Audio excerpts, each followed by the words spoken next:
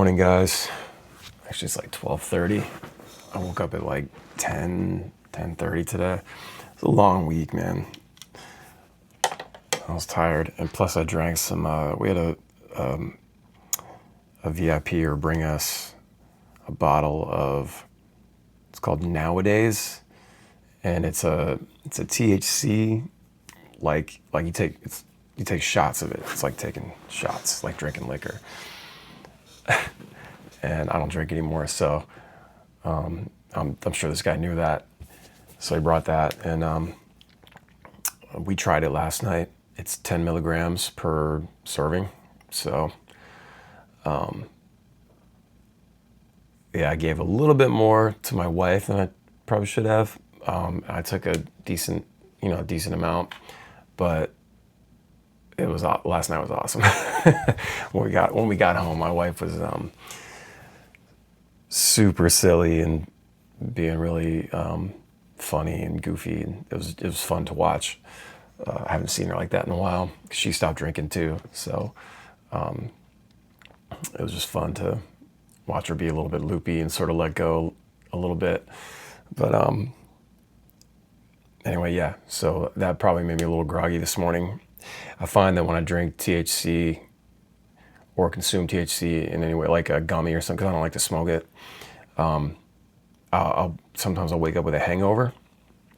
But yeah, it was fun. Anyway, so great shows despite my feeling. Wednesday I was just in a bad mood. I showed it to the crowd. It just wasn't. People said it was great. The show was great. Some people, a lot of people said, a lot of people didn't even notice, right? But I'm not. I know what I did, and I could have been better. I kind of acted like a baby, and I shouldn't have let my feelings ruin that show for me, because now it's like I can't look back at that show and be stoked, because every year I'm like super pumped on that show at Secrets, and I can't really look back on it now. It's just dark to me, and I don't like that. So, but having said that, all 3 shows this week sold out. We did over 800 people,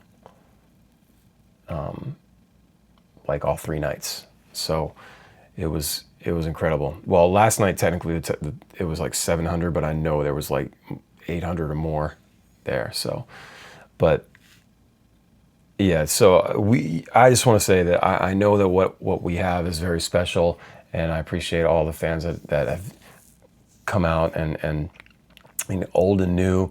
We pick up fans all the time, which is that's a great thing.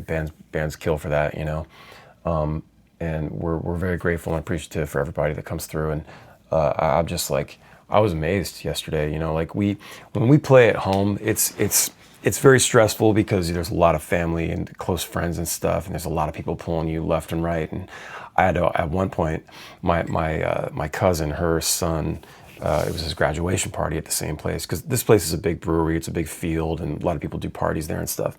Just happened to fall on the same day as my show, so we just walked up the hill from the stage, and they were having their party, and I saw a bunch of my family I haven't seen in years, people on my dad's side, since my dad passed.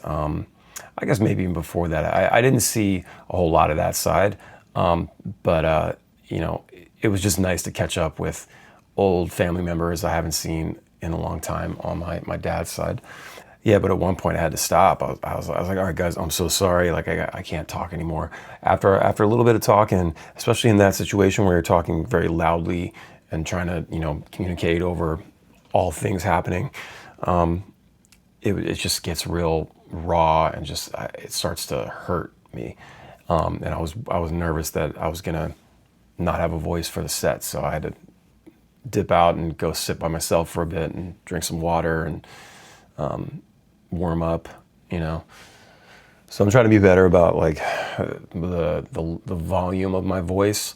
I've always had this problem where, like, if I don't, and maybe it's because of acid reflux, but if I don't like talk at a decent volume, my words break up, and it's like quiet, and it's like it doesn't fully come through. And so I hate people are like, what? I have to speak up. So I'm always speaking like that, because if I don't, there's like a threshold and that my words start cracking and breaking up. So this is about as low as I can go, like as quiet as I can go, I think, before things really start getting weird.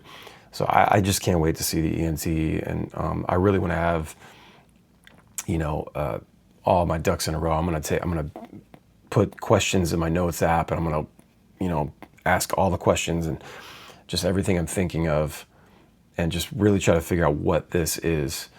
And the nebulizer, I feel, is helping. I'm using that saline solution instead of water, as a YouTuber had suggested. He says he does it every day. He's an older guy, and he does it a couple times a day. And it seems like it's helping, because the nebulizer is like good for vocal health, is what I was reading. So yeah, so it's just funny. It looks like I'm vaping. I'm just over in the corner, just like vaping, just hitting the saline pretty hard, So, but now I have about 3-ish weeks off before the next run. We're kicking off our tour in Harrisburg, PA on July 17th. If you're around the area, you should go. It's an awesome venue, XL Live, really cool venue, and the shows have been really fun. So I'm hoping that we get a good first night on the run at that venue. But so I'll have some time to, rest the voice a bit. I'm going to watch YouTube videos and read some articles about vocal health and vocal exercises. It's funny, the more I'm looking at this, of course, I'm getting ads on Facebook for different vocal treatments and things. And one of the things that when I saw a vocal therapist in 2021, it was over Zoom because of the whole COVID stuff. But we were on for about an hour, and he was showing me like a trick you could do with a straw.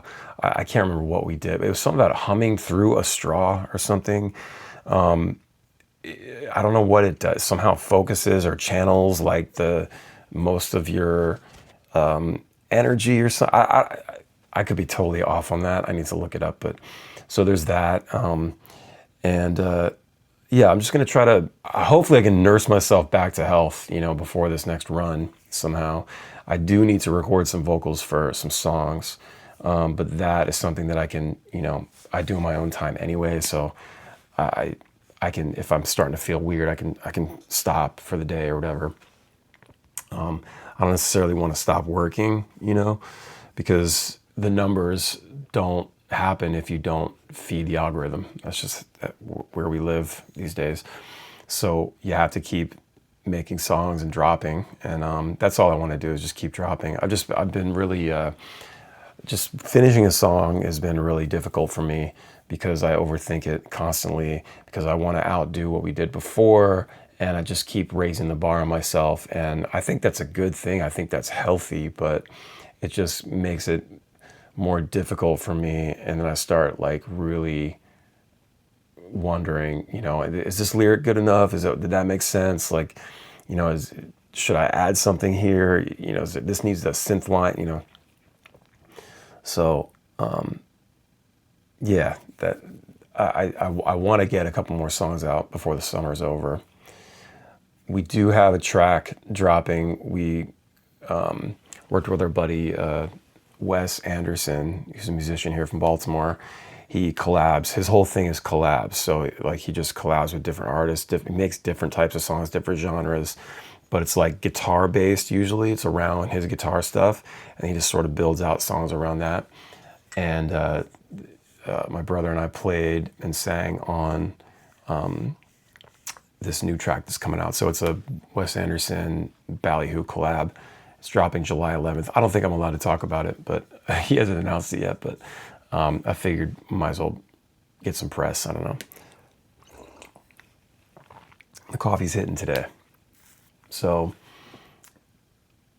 yeah, my focus is to keep selling things and cleaning out the studio, because I'm tired of looking at stuff.